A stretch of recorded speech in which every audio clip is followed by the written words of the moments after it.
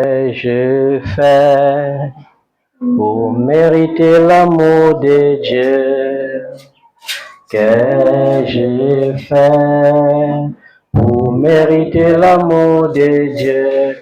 Oh, je n'ai rien fait pour mériter l'amour de Dieu. Oh, je n'ai rien fait pour mériter l'amour de Dieu. Je n'ai rien fait pour mériter l'amour de Dieu. Je n'ai rien fait pour mériter l'amour de Dieu.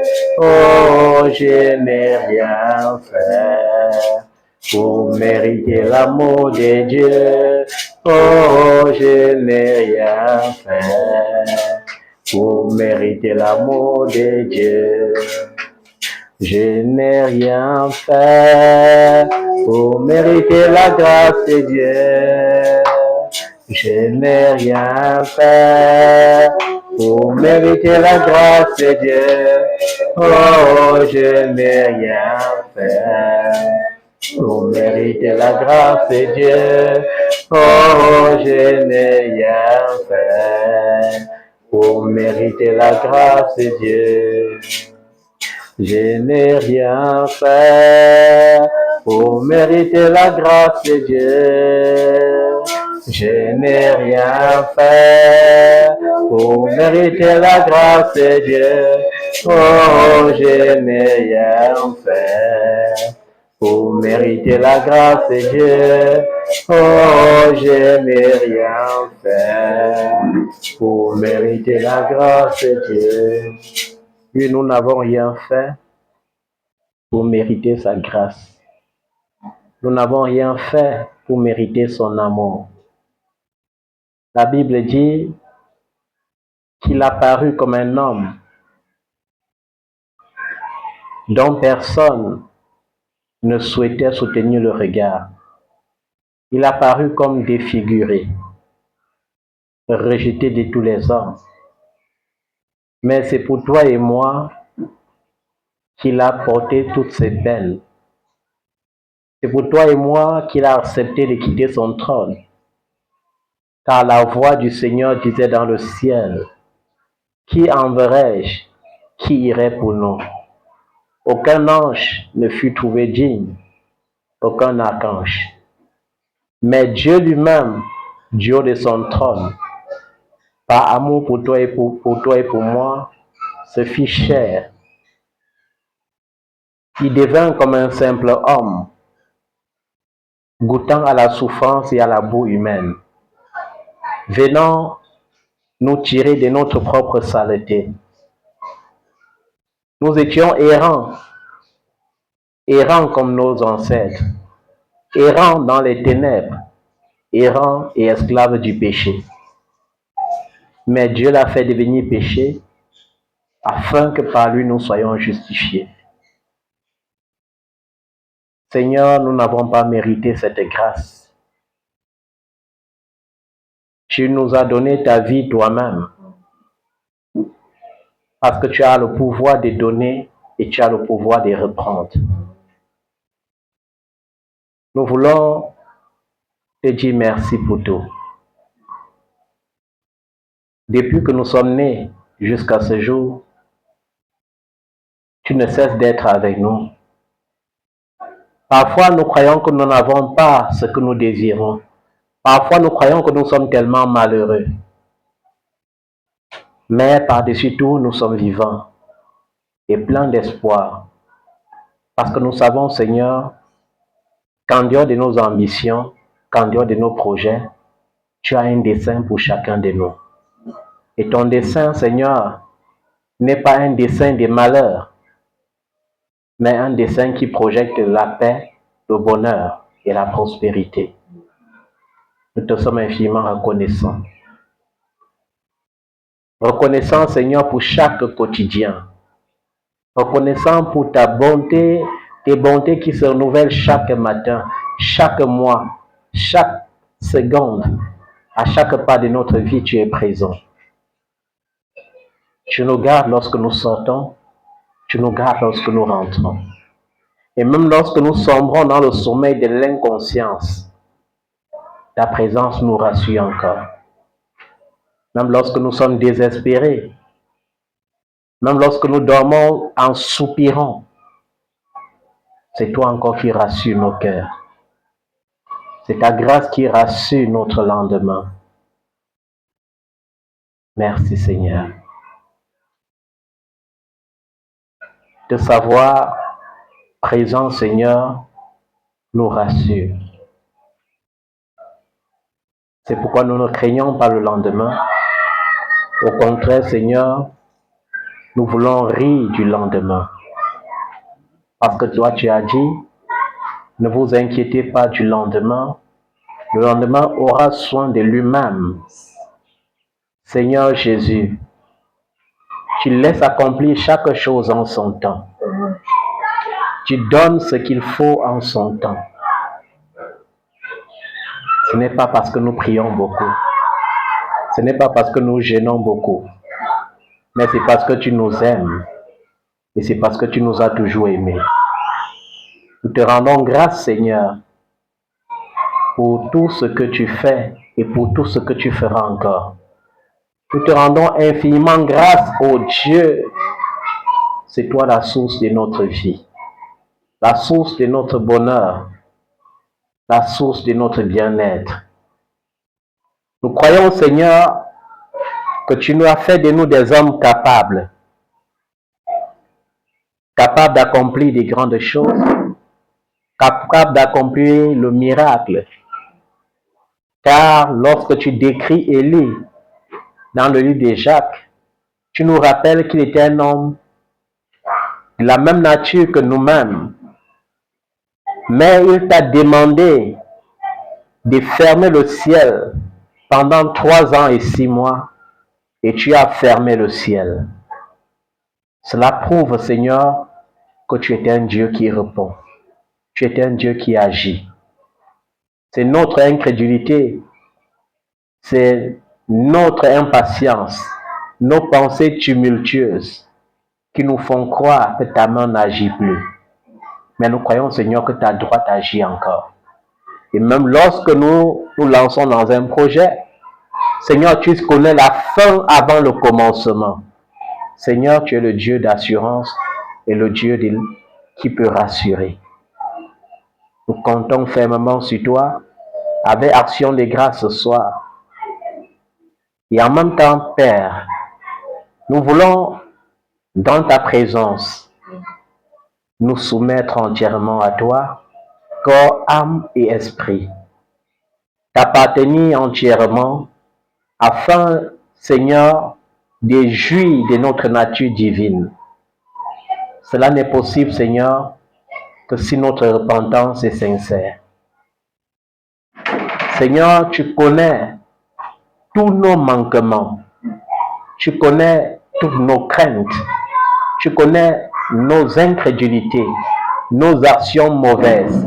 Personne ne peut se dérober devant ta face. Personne, Seigneur. Tu connais nos mensonges. Tu connais notre hypocrisie. Tu connais notre jalousie, notre convoitise. Tu connais toutes nos souillures. Seigneur, tu sais toutes choses. Même nos pensées mauvaises, même nos colères, nos animosités, tu sais toutes choses. Nous nous humilions entièrement devant ta face. Et nous te supplions, Père Saint, de nous pardonner. Nous ne voulons pas prétendre, parce que parfois c'est la prétention qui tarde toutes choses. Parfois c'est parce que nous voulons nous justifier. Nous voulons nous voir justes.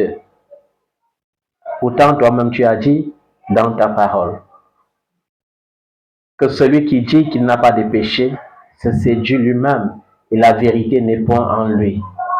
C'est pourquoi ce soir, Seigneur, nous te demandons pardon en confessant, Seigneur, que nous sommes des pécheurs et que nous sommes souillés. Souillés dans nos corps, souillés dans nos pensées, souillés dans nos esprits, souillés, Seigneur, dans nos âmes. Nous crions à toi, Seigneur, accorde-nous ta miséricorde et ta compassion, afin que tout péché, Seigneur, qui réclame dans nos vies se taise à tout jamais, par l'œuvre de la croix et par la puissance de la résurrection, au nom de Jésus-Christ.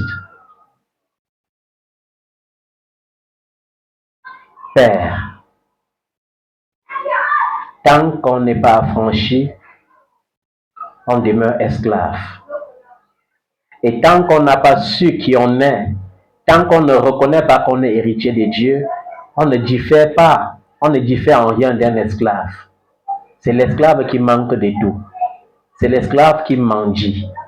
Mais lorsqu'on est fils et héritier, on jouit simplement de l'héritage. Délivre-nous donc de tout péché, Seigneur, qui nous rend esclaves, de tout péché qui nous réduit, Seigneur, créature et non enfant. Seigneur Jésus-Christ, ton sacrifice à la croix a pour but de faire de nous des enfants, des fils et des filles de Dieu.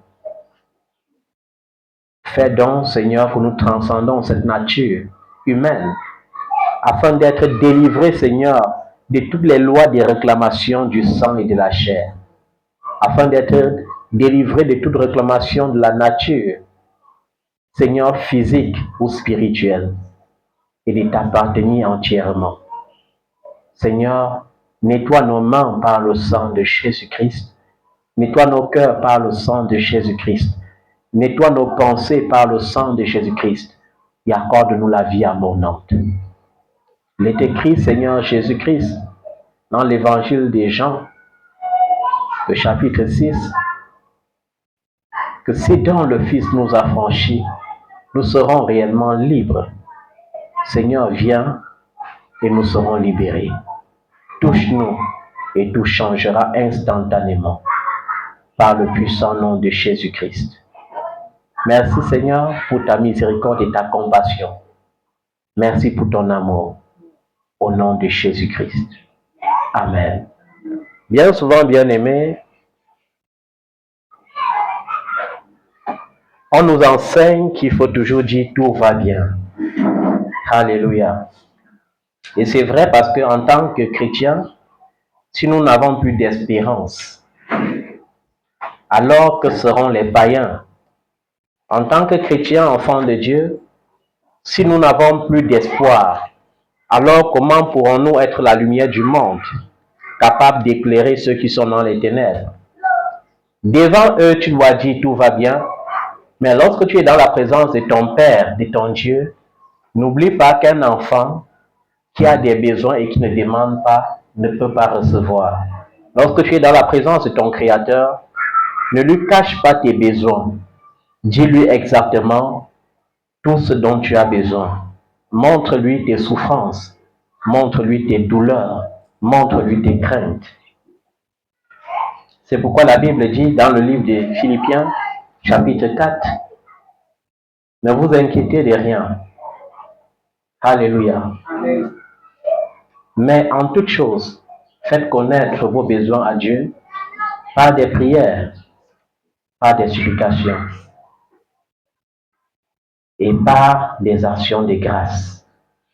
Action de grâce ici signifie avec un cœur reconnaissant, un cœur qui croit que Dieu peut et que Dieu n'a pas changé, un cœur qui croit que Dieu est fidèle et qui peut tout changer, un cœur qui croit que Jésus-Christ est le même hier, aujourd'hui, éternellement, et que s'il a multiplié le poisson et le pain, il peut encore multiplier tes ressources.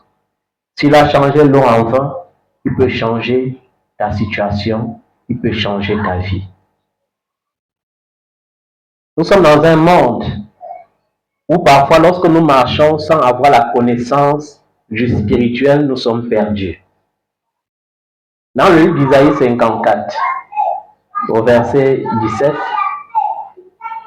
la Bible dit « Toute langue qui se lèvera en justice contre toi sera condamnée. » Pourquoi est-ce que la Bible le dit? Dieu n'a pas dit qu'il condamnera, mais Dieu a dit « tu condamneras ». Et tant que tu n'as pas compris ces choses, tu peux souffrir gratuitement. Nous sommes dans un monde où lorsque nous naissons, il y a déjà les réclamations sur nos vies. Il y a les réclamations des fondations de notre famille. Un enfant, par exemple, qui est né dans un foyer polygamique aura tendance à avoir les réclamations de la polygamie sur sa vie. Même celui qui n'est pas né dans un foyer polygamique n'est pas à l'abri. Il y a des gens qui me rappellent souvent que la Bible dit de s'épouser étant vierge. Même la virginité ne nous protège pas des autels. Alléluia. Supposons que ta fiancée ou ton fiancé soit né d'une famille des initiés.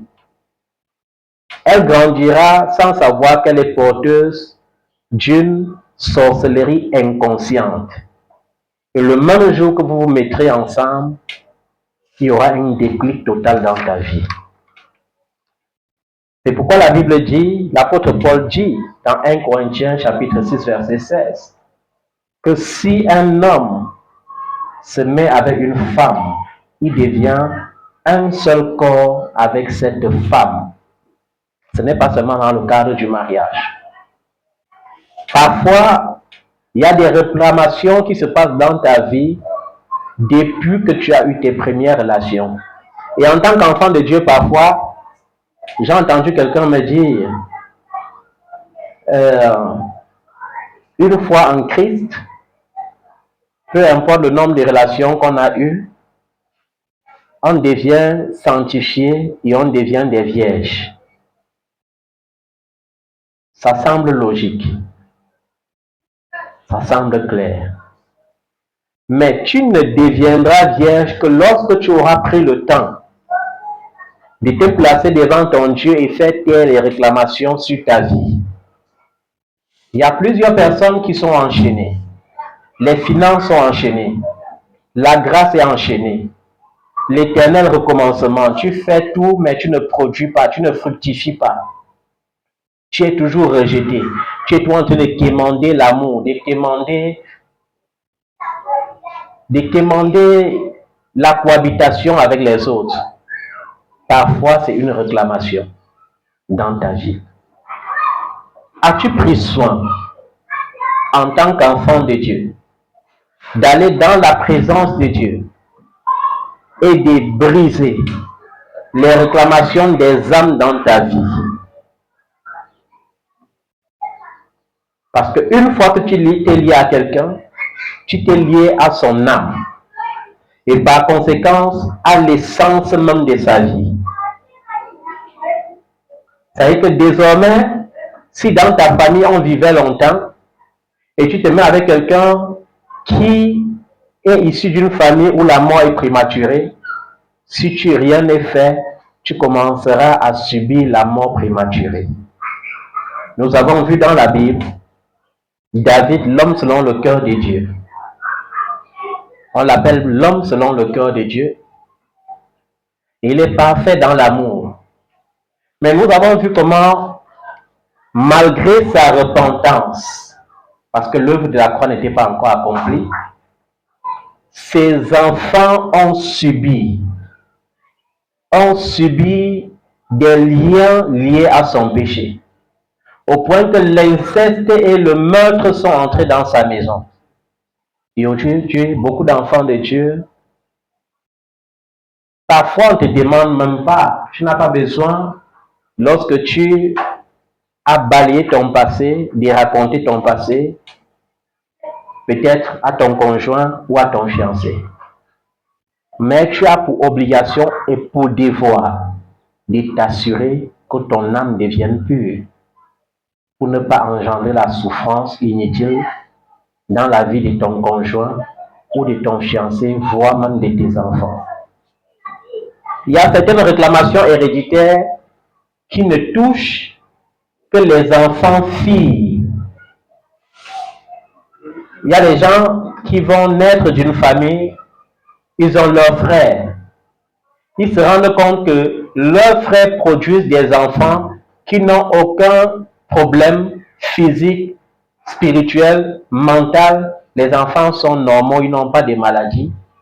Mais ils se rendent compte qu'ils sont nés des mêmes parents, mais leurs enfants naissent avec des maladies ou des problèmes.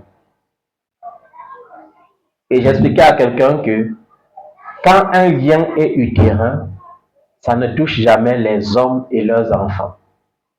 Mais ça peut toucher la femme.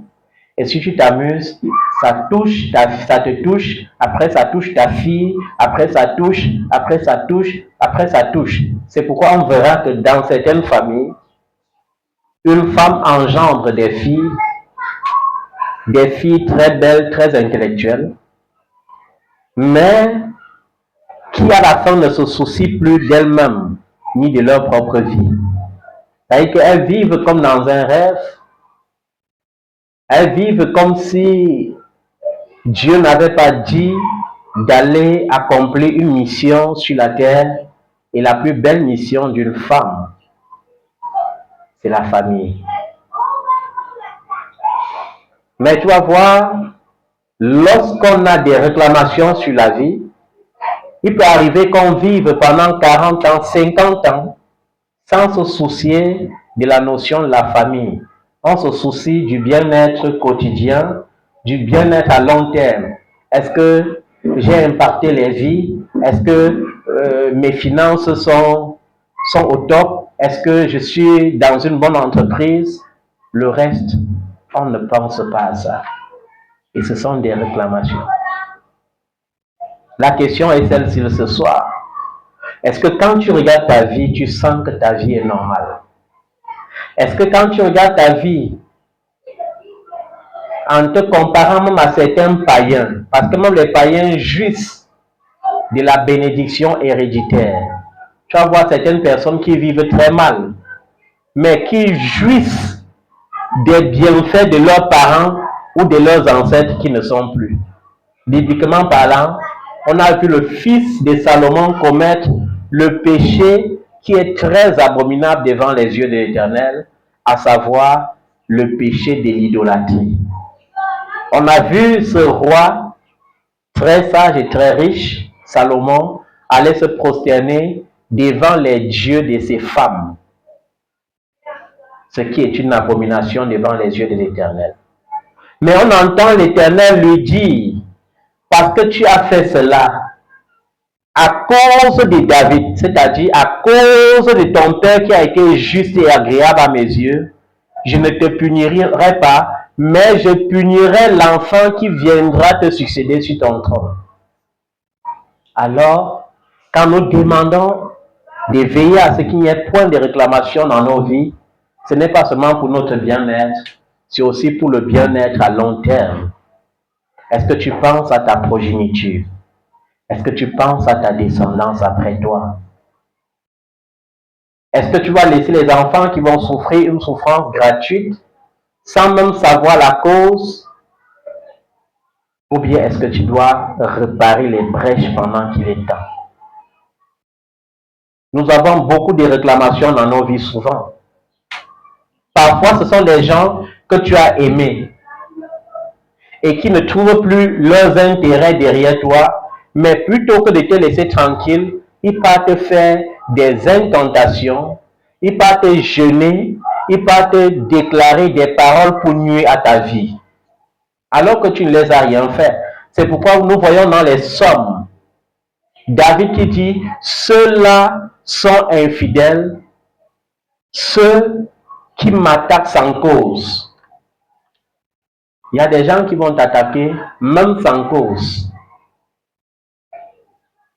Alléluia. Parfois, tu peux être comme nous les hommes de Dieu parfois. On suit les conflits des enfants parfois. Tu suis les conflits des deux enfants qui ont un problème et qui viennent te soumettre un problème. Et parfois, si tu n'as pas la sagesse pour équilibrer, si tu laisses les émotions t'emporter, un enfant va te convaincre et tu vas commettre l'injustice contre l'autre. Et après, parfois, tu vas voir certains enfants, même dans la foi, qui s'approchent de toi quand tout va très mal. Et lorsqu'ils sont bénis, non seulement ils se liguent contre toi, Mais leur arme pour te maintenir dans la précarité sera le mépris. C'est la même chose dans ta vie quotidienne. Un ami qui a réussi peut te narguer. Et si tu n'es pas spirituel, tu vas inviter le diable dans ta vie. Comment est-ce que les gens invitent le diable dans leur vie? Donner accès au diable, c'est se mettre juste en colère. Parce que la colère crée des blessures dans ton cœur. Et lorsque ton cœur est blessé, Dieu n'habite pas un cœur rancunier. Dieu n'habite pas un cœur tumultueux. Et ça devient des réclamations sur ta vie. Ça peut être que tu as pris l'argent de quelqu'un et tu lui as dit, je vais te rembourser, mais à un moment donné, tu n'arrives pas à rembourser. Et la personne aussi, au lieu de rester patient, commence à murmurer contre toi. Ça crée des réclamations dans ta vie qui peuvent te bloquer, qui peuvent bloquer tes finances. Ça peut être quelqu'un qui t'a demandé quelque chose. Tu as senti la voix de Dieu te dire de donner, tu as résisté. Et la Bible dit que quoi? Ne refuse pas de prêter à celui qui veut emprunter de toi. Alléluia. Mais toi, tu résistes. Et lui maintenant, la Bible dit, lorsque le malheureux crie, l'Éternel l'entend. Il se sent malheureux et pendant qu'il pleure, il commence à citer ton nom. Et il dit, Seigneur, tu vois bien que je suis tellement malheureux, je n'ai rien mangé comme ça. Le frère là, il a seulement refusé de m'aider. Il avait les moyens de le faire. Il y a tellement de réclamations dans nos vies. Mais je dis, la plus grande réclamation qui touche directement l'âme des enfants de Dieu, c'est les relations sexuelles. Nous devons faire attention. Nous devons inculper des valeurs à nos enfants. Inculper des grandes valeurs à nous-mêmes. Fermer entièrement la porte au diable. Tu ne peux pas lui fermer la porte si tu lui appartiens. Il y a des gens qui combattent. Tu ne peux pas combattre ton ennemi, ton ami. C'est impossible. Tu ne peux pas être son ami parce que tant qu'il a son héritage dans ta vie, tu lui appartiens. C'est pourquoi la Bible dit même qu'il est le père des menteurs. Alléluia. Et le père du mensonge. Un enfant de Dieu qui vit aisément dans le mensonge a beau dire je suis enfant de Dieu, mais son adoration ne part pas à Dieu, ça part au diable. C'est comme un serviteur de Dieu qui utilise la Bible comme moyen pour extorquer l'argent aux gens, comme moyen pour arracher la richesse, comme il est courant de nos jours. Jésus a dit, allez annoncer la bonne nouvelle du royaume. Mais les hommes de Dieu aujourd'hui, en majorité, plus de 80%, annoncent les bonnes nouvelles de la vie quotidienne dans le but de prendre les biens temporels dans les vies des gens. Ça veut dire qu'ils prêchent une vie éternelle à laquelle ils ne croient pas eux-mêmes. Parce que si je crois à la vie éternelle, pourquoi je dois vouloir construire une maison qui vaut 1 milliard sur la terre? Tandis que sur la terre, il y a les gens qui souffrent.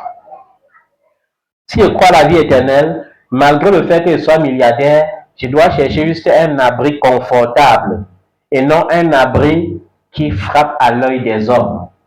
Parce que malheureusement aujourd'hui, même pour qu'on croie que tu es un homme de Dieu, il faut que tu sois bien sapé. Il faut que tu aies une grosse voiture. C'est pourquoi les enfants de Dieu ne donnent plus leur dîme aux hommes de Dieu qui servent Dieu comme Jean-Baptiste. Ils préfèrent donner leur dîme et leurs offrandes aux hommes de Dieu qui ont déjà tellement l'argent et qui sont très prospères. Par exemple, j'ai connu des enfants qui, au temps de leur malheur, c'est-à-dire au temps de leur malheur, c'est-à-dire au temps de leur deuil, au temps de leur crucifixion, lorsqu'ils pouvaient avoir 10 000 francs, ils m'appelaient aisément pour dire, papa, il vient de te faire un dépôt de 1 000 francs, c'est la dîme d'un argent qu'on vient de me dépanner. Alléluia. Mais une fois que le Seigneur les a bénis et les a revêtus de la robe d'allégresse, s'ils me disent bonjour, c'est qu'il y a un problème en parallèle. Ça y est, ils ne te disent plus bonjour et ils ne parlent plus, ils ne font plus jamais mention de toi. Ils ne peuvent faire mention de toi que lorsqu'ils vont trouver aussi leurs amis qui peut-être traînent encore dans la crucifixion pour dire, on connaît un homme de Dieu là-bas qui a l'onction de la restauration et qui restaure les gens gratuitement. Pour que tu viennes aussi, lorsque Dieu te bénit, tu cours maintenant chercher les ministères luxueux. Vous croyez que Dieu habite les maisons bâties des hommes? C'est impossible. Jésus enseignait souvent dans le temple. Mais Jésus rendait plus ministère dans les rues, dans les champs et dans les campagnes et à la plage. Son pupitre était parfois une pirogue qu'on poussait un peu dans la mer pour que la foule ne vienne pas se jeter sur lui. Je ne suis pas en train de dire que bâtir une église luxueuse n'est pas bonne. Mais je suis en train de dire que lorsque nous lisons le livre d'Apocalypse, on se rend compte que sur 7 anges d'église, il n'y a qu'un seul ange d'église qui avait été trouvé irréprochable. L'église de Philadelphie était la seule église que le Seigneur avait trouvée parfaite à ses yeux. Il y a certains à qui Jésus avait dit, parce que tu te vantes d'être riche, alors que au fond tu es pauvre. On parle ici à qui? Aux hommes de Dieu qui au départ de leur ministère, lorsqu'ils sont dans les carabotes ou dans les montagnes, ils ont l'apparence humble. Mais dès que Dieu leur donne un bureau climatisé, ils créent tellement de protocoles. Pour les rencontrer, c'est comme si c'était, il faut pratiquer trop d'acrobatie, trop de diplomatie pour les rencontrer physiquement. Ils deviennent des dieux devant les hommes. Quand ils étaient sous des tentes, ils prêchaient un royaume des cieux où l'âme est prioritaire. Mais une fois qu'ils sont bénis, ils pensent qu'il faut servir maman. Leur adoration ne monte pas vers le Père. Leur adoration va vers maman. Alors pose-toi souvent la question, est-ce que lorsque j'adore, cette présence que je ressens, c'est la présence de Dieu? Ou bien c'est juste la présence de maman qui vient pour me rassurer? Parce que la Bible dit que le diable a encore le pouvoir de se déguiser en ange de lumière. Et il peut aussi produire des miracles. C'est pourquoi plusieurs faux prophètes font des miracles qui semblent des miracles, même plus que des vrais prophètes. Il y a des faux prophètes qui sont capables de dire à la pluie de s'arrêter. Et ça s'arrête. Alléluia.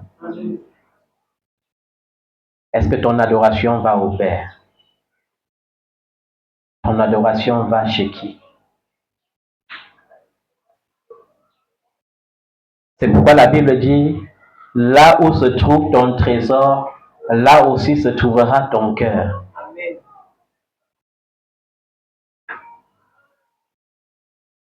Il n'y a personne sur cette terre sans réclamation. Et si nous donnons ces révélations, c'est pour nous orienter. Parce que parfois on jeûne, mais l'apôtre Paul dit, je ne combats pas comme battant l'air. Tu ne vas pas combattre comme quelqu'un qui n'a pas de règles de combat. Si tu vas à la guerre sans avoir les règles du combat, tu n'auras jamais la victoire. C'est-à-dire que tu vas seulement combattre pour t'épuiser. Jeûner, maigrir, faner même. Alors que le vrai jeûne embellit. Le vrai jeûne rajeunit. Quand tu sors d'un faux jeûne, non seulement il y a une monstruosité physique qui se manifeste en toi, mais il y a aussi une monstruosité spirituelle qui fait que ta face est tout tordue. Le cœur s'exprime sur la face. Plus ton cœur est mauvais, plus ta face est déformée. Plus ton cœur est heureux, plus ta face sera joyeuse. Est-ce que tu comprends ça? Amen.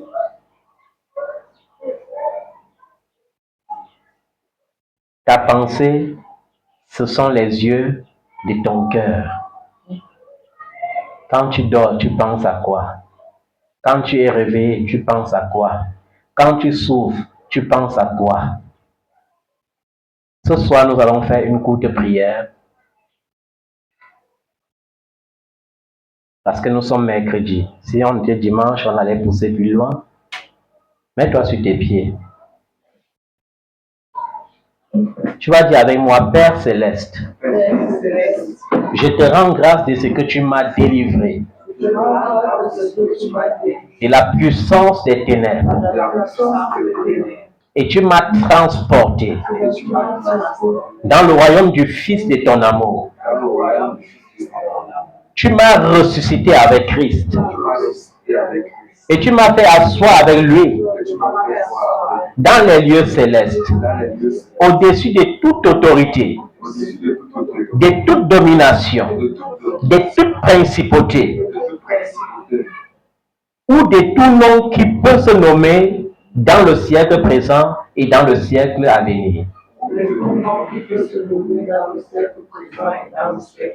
C'est pourquoi il est écrit, au nom de Jésus, tout genou fléchira et toute langue confessera qu'il est Seigneur à la gloire de Dieu notre Père.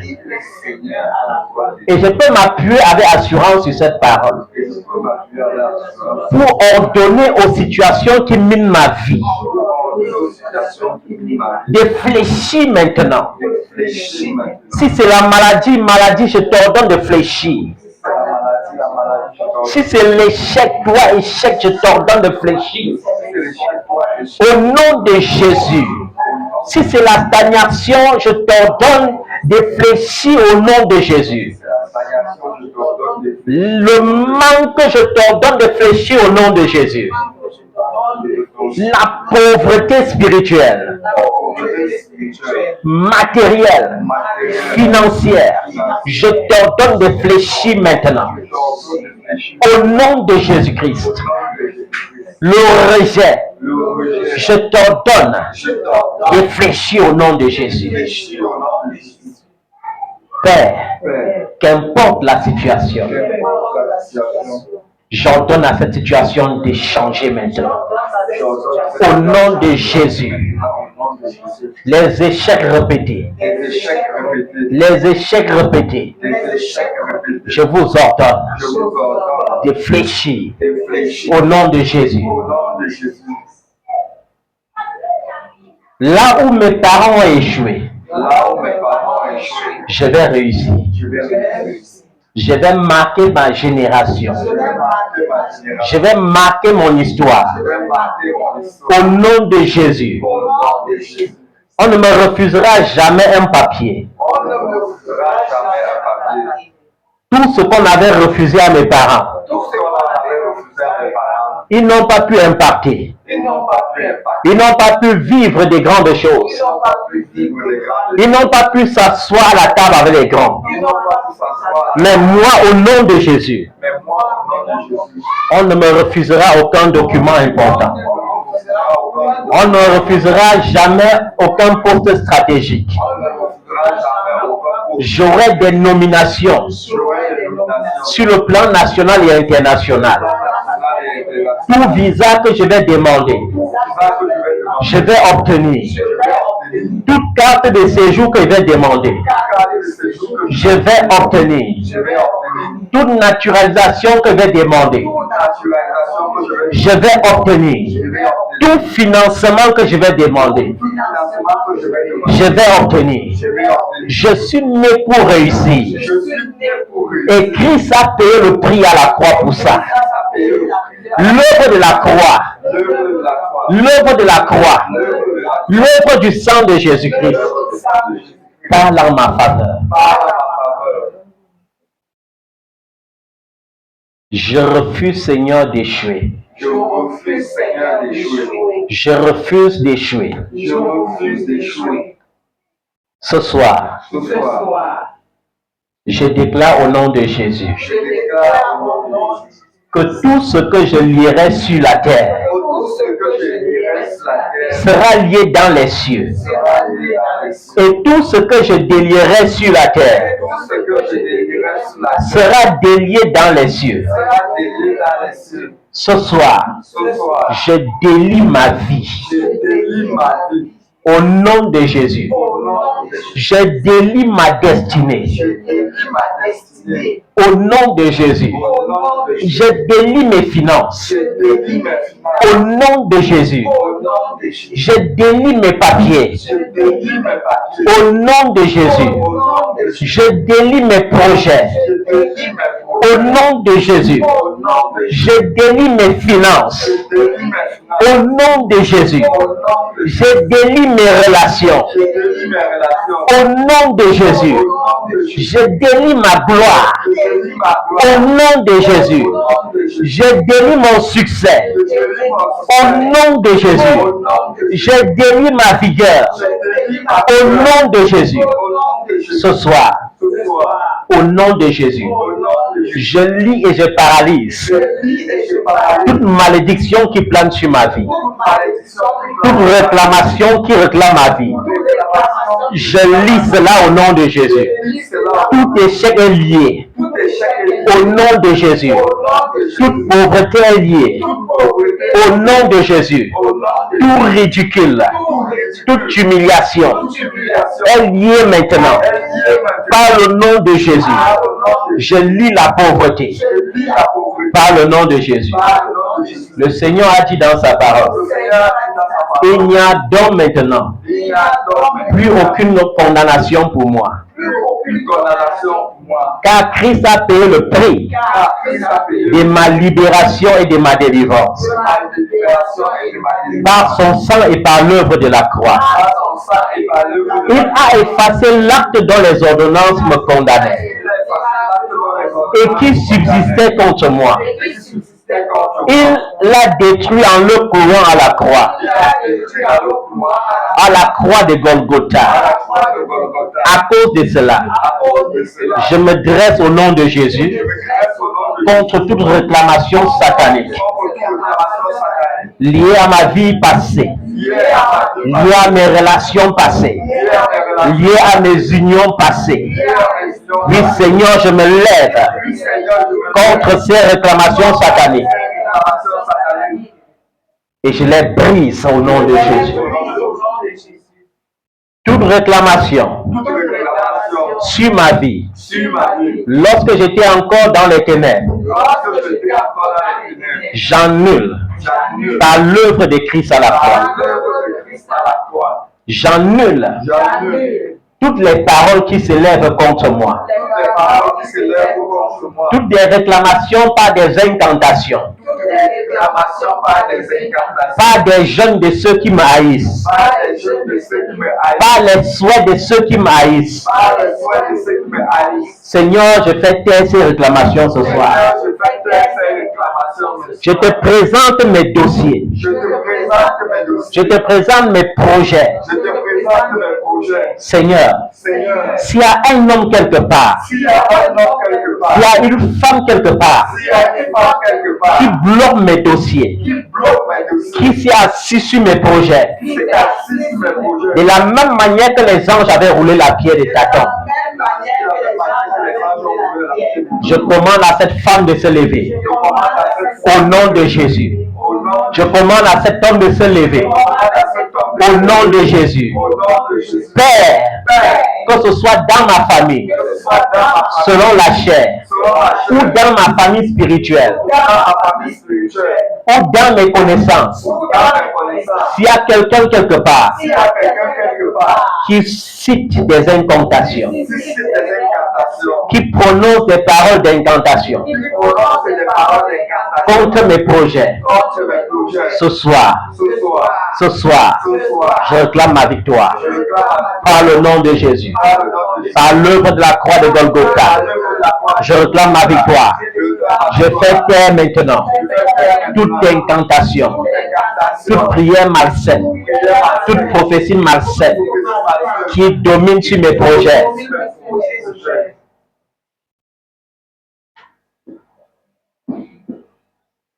Père, par l'œuvre de la croix de Christ, à l'œuvre de la croix de Christ, par l'œuvre de la croix de Christ, par l'œuvre de la croix de Christ, par l'œuvre de Christ à la croix, par l'œuvre de Christ à la croix, tout acte de condamnation tout acte de et condamnation de malédiction sur ma vie et de malédiction sur ma vie est brisé. est brisé. J'ordonne au nom de Jésus J'ordonne au nom de Jésus que tout blocage, tout blocage, tout lien satanique tout lien satanique dans tous les domaines de ma vie dans tous les domaines de ma vie soit désormais brisé, soit désormais brisé, soit désormais brisé au nom de Jésus.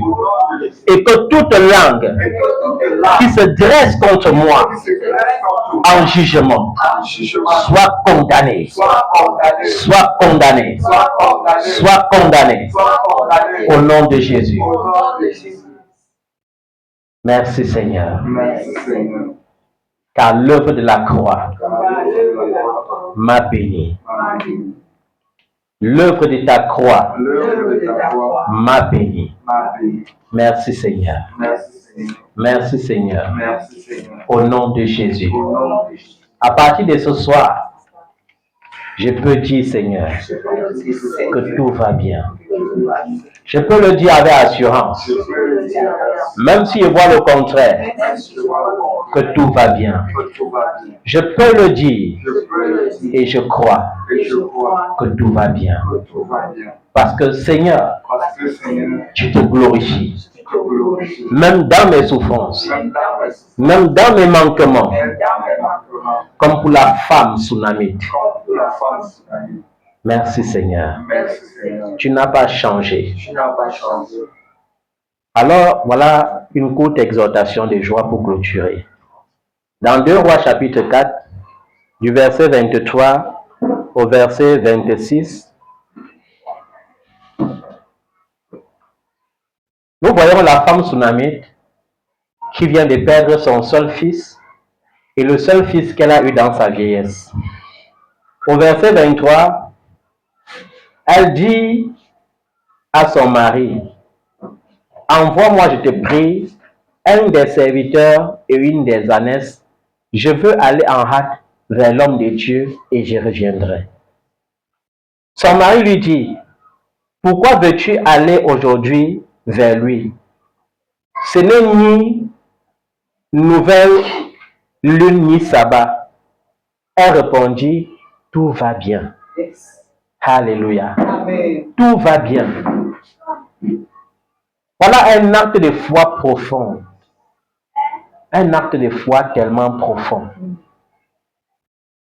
Quelqu'un vient de perdre son fils, un fils qu'elle a eu dans sa vieillesse. Peut-être qu'elle avait plus de 65 ans quand le prophète Élisée l'avait rencontré. Elle a engendré son seul fils. Dieu a laissé que ce fils grandisse jusqu'à avoir peut-être 5, peut-être 10 ans. Tout l'amour, toute l'affection, toute la joie qu'on a d'avoir enfanté dans la vieillesse. Mais Dieu reprend. Mais elle croit que si c'est Dieu qui m'a donné, Dieu peut me redonner. Alléluia. C'est pourquoi elle dit avec assurance, tout va bien. Je ne sais pas ce que tu avais et je ne sais pas ce que tu as perdu. Je ne sais pas ce que tu n'avais pas et je ne sais pas ce que tu attends. Mais une chose est sûre, il faut que tu saches que c'est l'Éternel qui appauvrit et c'est l'Éternel qui enrichit. C'est pourquoi, peu importe, il faut dire tout va bien. Quand tu as des grandes choses à accomplir, de très grandes choses, des grands espoirs à réaliser, ceux qui te tendaient facilement la main ne te tendent pas la main. Ils font même comme si tu les persécutais. Ils font même comme s'ils se moquaient de toi. Mais je veux que tu saches une chose. La Bible dit que ce que tu aimerais que les autres fassent pour eux, fais-le pour toi, fais-le de même pour eux. Ça veut dire que Dieu ne t'a pas créé pour tendre la main. La main qui donne est supérieure à celle qui reçoit. Est-ce que tu comprends ça? Sois de ceux-là qui ont la main qui donne. Si tu es qualifié pour ça, Dieu te conduira dans l'abondance pour que tu aies toujours à donner. J'ai remarqué dans cette vie, à chaque fois que tu auras un grand exploit, Dieu ne partage pas sa gloire avec les hommes. Et à chaque fois que les gens te repoussent, c'est pour te rapprocher de Dieu et non vers la dépression. Malheureusement, beaucoup d'enfants de Dieu, lorsque les hommes les repoussent, ils dépriment. Lorsque les hommes les rejettent, ils dépriment. Lorsqu'on les refuse de l'aide, ils dépriment. Alors que le but, c'est de te rapprocher de Dieu parce qu'il est le Dieu des miracles. J'ai dit, je continue de croire que ce sont les anges qui ont servi Jésus après son jeûne. Et que ce Jésus n'a pas changé, il est le même hier aujourd'hui éternellement. Et Dieu peut intervenir divinement dans ta vie sans passer par des hommes. Dieu peut envoyer des hommes, des anges pour te bénir. Dieu pour bénir Abraham n'a pas eu besoin de passer par un prophète. Il s'est fait chair lui-même, il est venu, il a changé le nom d'Abraham. Il peut encore le faire. Est-ce que tu comprends ça? Il peut encore le faire. Abraham, lorsqu'il partait sacrifier son fils, il n'avait pas prévu que si Dieu refuse mon fils, il y aura un animal quelque part. Mais le Dieu qui pourvoit, qui s'appelle Jéhovah Jireh, a pourvu lui-même le sacrifice qui allait lui revenir. Amen. Il est le Dieu qui ne change pas. Apprends à dire tout va bien. Dans la présence de ton Père, quand tu sais que tu as brisé les réclamations et que tu es devenu héritier, il faut confesser que tout va bien. Parce qu'un héritier ne quémande pas. Il jouit de la bénédiction. Il jouit de l'héritage. Alléluia. Que l'Esprit de Jésus-Christ fasse que cette parole porte en toi des fruits. Que cette parole porte en toi des fruits. Que cette parole fasse naître pour toi des miracles au nom de Jésus-Christ. Père, le voleur vient pour voler, détruire et dérober. Mais toi, tu es venu pour que j'aie la vie et que je sois dans l'abondance. C'est pourquoi il déclare que toute cette parole qui est sortie ce soir, comme semence, portera des fruits dès maintenant et à perpétuité. Si je n'ai pas témoigné aujourd'hui, je peux témoigner demain. Si je n'ai pas vu l'issue ce soir, je verrai l'issue dès le lever du jour. Parce que tu es le Dieu qui ne ment pas, tu es le Dieu qui ne change pas. Je me lève par le nom de Jésus pour blâmer tout esprit qui s'est levé des ténèbres, qui s'est déchaîné du monde des ténèbres pour se dresser en embûche devant mes projets. Tout esprit qui veut manipuler les esprits des hommes que l'Éternel a suscité pour t'aider, je commande que ces esprits soient liés et enchaînés par le nom de Jésus. Je commande que ces esprits soient rejetés, précipités dans les abîmes au nom de Jésus. Amen. Et que ces hommes qui étaient déjà manipulés, que les écailles tombent de leurs yeux, qu'ils soient libérés et que la lumière les pénètre au nom de Jésus. Amen. Seigneur, merci parce que tu es le Dieu de mon héritage. Tu es le Dieu de mon salut. Tu es mon espérance. Je ne te régnerai jamais. Qu'importe ce que je vis, Seigneur, je ne peux pas te régner. Les gens m'ont dit, où est ton Dieu? Oh, comme la femme de l'autre avait dit, maudit Dieu et meurt. Mais j'ai dit, Seigneur, tu es mon assurance, tu es ma vie, tu es ma victoire. Tu es ma lumière, tu es mon salut. Tu es mon berger et je ne manquerai de rien. Merci Seigneur, parce que tu marches avec tes enfants. Merci Seigneur, parce que tu marches avec tes élus. Merci Seigneur, parce que tu éclaires la vie de quelqu'un dès ce soir. Merci parce que tu changes l'histoire de quelqu'un dès ce soir. Que ton Saint-Nom soit glorifié dans le nom de Jésus. Amen. Est-ce que tu peux acclamer le nom de Jésus? Est-ce que tu peux célébrer sa victoire? Est-ce que tu peux célébrer ton miracle? Béni soit l'Éternel. Béni soit-il pour ses œuvres qui ont fait. Louons Dieu selon l'immensité de sa grandeur. Louons Dieu selon l'immensité de sa grandeur. Louons Dieu selon l'immensité de sa grandeur. louange selon l'immensité de sa grandeur. Tu es Jéhovah Jireh, c'est toi le bon pourvoyeur. Tu es Jéhovah Jireh, c'est toi le bon pourvoyeur. Et ma vie t'appartient, c'est toi qui m'as créé. Tu es Jéhovah Jireh, tu es Jéhovah Jireh. Oh, mes enfants t'appartiennent, c'est toi qui m'as béni. Tu es Jéhovah Jireh, tu es Jéhovah Jireh. Et Yahweh, et Yahweh, Yahweh, Yahweh, Yahweh, Yahweh, Yahweh. Jéhovah Jireh, le bon pourvoyeur, Jéhovah Shalom, le Dieu de la paix, El Roi, El Shammai, El Shaddai, Elohim, Jéhovah Jireh, El Shammai, El Roi, El Roi, et Yahweh, et Yahweh. Hey Yahweh, hey Yahweh, hey Yahweh, hey Yahweh, hey Yahweh, hey Yahweh. Merci Seigneur, parce que tu fais une nouvelle chose dans nos vies. Merci Seigneur, parce que tu as accompli ton miracle. Amen. Merci Seigneur parce que tu as changé la situation. Amen. Merci Seigneur parce que tu as renversé la muraille d'inimitié. Merci parce que tu as renversé les pensées, Seigneur, remplies d'incrédulité. Tu nous as donné l'assurance que ton Saint-Nom soit loué, que ton Saint-Nom soit glorifié. Je remets ton peuple entre tes mains. Je prie Seigneur que tu les protèges et que tu les gardes. Merci Seigneur pour les enfants qui ont commencé les examens et les concours. Donne-les des réussites pour ta gloire. Donne-les des réussites. Seigneur, tu as dit que nos enfants seront tes disciples. Préserve-les, garde-les pour la gloire de ton Saint-Nom. Au nom de Jésus. Amen. Que Dieu vous bénisse.